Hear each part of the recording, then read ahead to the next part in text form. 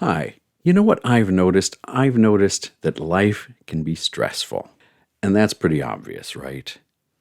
But what I've noticed beyond that is that whether you're dealing with the ups and downs of normal life and our strong emotions in reaction to what's going on, or whether we're dealing with more difficult issues like anxiety or depression, I've noticed that we often feel victimized by our own emotions.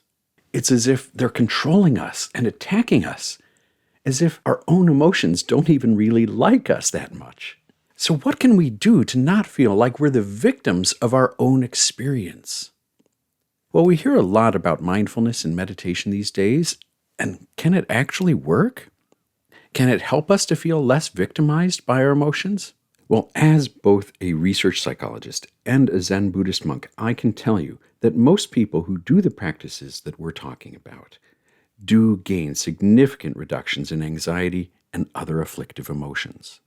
It's certainly not a cure-all, as many people would also benefit from psychological therapy, but it can get you a long way because that's what most Buddhist-inspired practices were designed to do, to reduce our suffering. So let me tell you a story. Many years ago, I underwent a terrible divorce. It was a surprise to me. I didn't want it. My ex was very proud to tell me of her multiple affairs and do as much damage as she could on the way out. As you might imagine, I sunk into a really deep depression for quite a long while.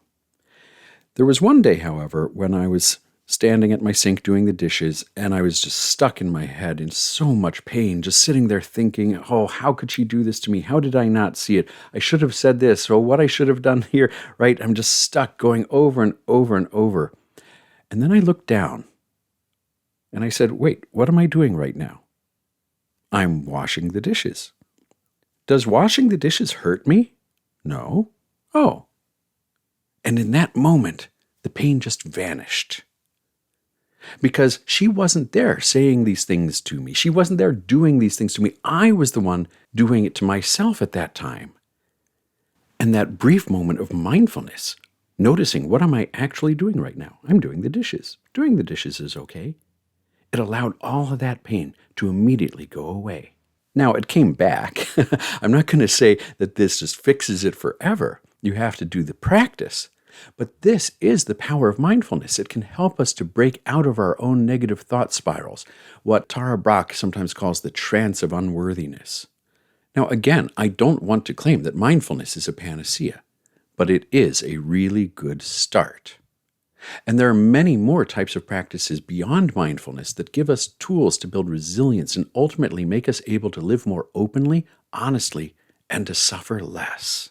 So what we've put together here is a specially designed set of practices and teachings to give you the support you need from fully qualified meditation teachers. And for people who just want the practices, we've provided them separately. For people who want to know the theory and the teachings behind the practices, we've provided talks and videos. So there's a wide range of teachings here, and we hope that you find them as beneficial as we have in our own lives.